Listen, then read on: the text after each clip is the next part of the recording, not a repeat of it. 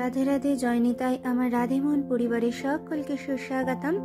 আজ তোমাদেরকে আমি দর্শন করাবো যে আমরা যে প্রভাতী সকাল বেলায় ভোর 4টের পরে উঠে নগর কীর্তনে বেরোই, সেই নগর কীর্তনের দ্বিতীয় দিন।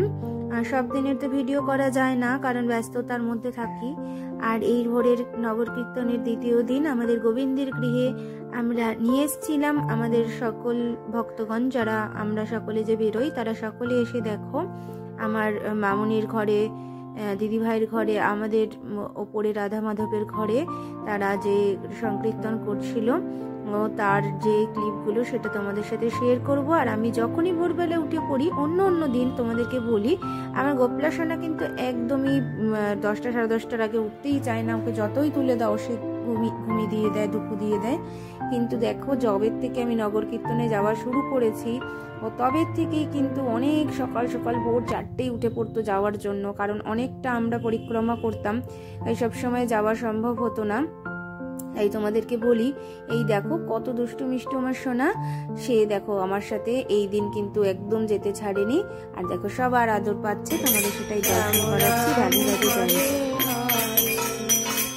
হরে কৃষ্ণ হরে কৃষ্ণ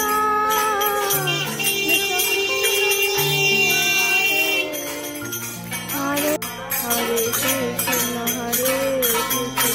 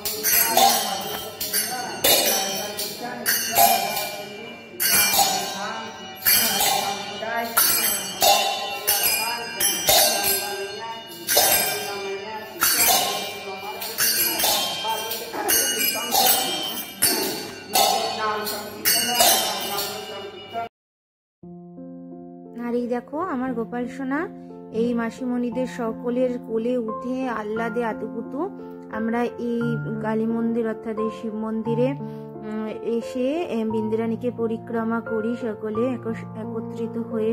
তারপরে আমরা বিন্দিরানীর যে ভজন সন্ধ্যাকালীন সেটাই সকলে সমবেত হয়ে আমরা সেই ভক্তিগীতিটা গাই, নম নম তুলসী কৃষ্ণ পেয়সী নম নম। তারপরে আমরা রাধারানীর একটা ভজন গাই, ভজনিতাই গো রাধে শ্যাম সমস্ত করে এখানে প্রসাদ নিয়ে আসে মাসিমণিরা। আর সমস্ত বাড়ি বাড়ি যে যারা আমাদেরকে আমন্ত্রণ জানায় তাদের গৃহে ভজন করে দেওয়ার জন্য তারা একটু প্রসাদ যা দিয়ে দেয় সেটা আমরা সকলে একসাথে নিয়ে আসি, সেই প্রসাদ সকলকে দিতে দিতে আসি। আর দেখো মাসিমণিরা বাবুকে নিয়ে আনন্দে আপ্লুত হয়ে গিয়েছে এবং তারা যে বাবুকে নিয়ে পরিক্রমা করছে সেই সমস্তটাই তোমাদের দর্শন করাবো।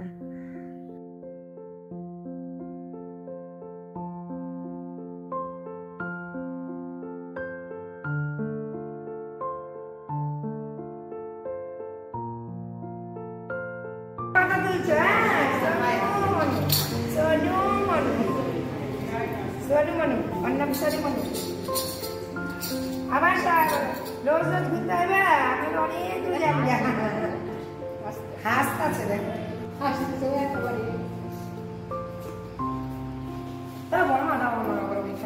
তোমাকে নিয়ে কীর্তন করবো কি করে? তাহলে যেদিন নিয়ে যাব সেদিন তোমায় নিয়ে আসবো, তুমি আজকে ঘুমিয়ে পড়ো। খুব বায়না করে।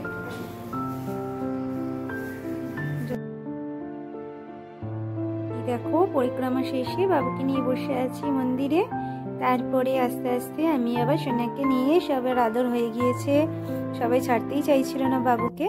এবার নিয়ে আমি আমার গোবিন্দের গৃহে ফিরবো। আমার মিষ্টি সোনা দেখো কত খুশি। আর এই যে মামুনির গোবিন্দের গৃহে এসছে ছোট বাবু, এবার এখানেও একটুখানি সেবা করে নিয়েছে। দেখো কেমন দুষ্টু, এখানে ঠিক বসে পড়েছে সেবা করে, তারপরে সে উপরে গিয়েছে। তোমাদেরকে দেখাই।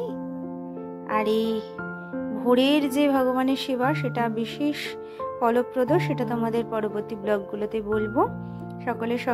সকালে উঠে প্রাতঃ স্নান করে তোমরা ভজন করো, রাধে রাধে জয় নিতাই। এই দেখো বসে পড়েছে, এই যে রাধে শ্যাম বলো শ্রী বৃন্দাবন।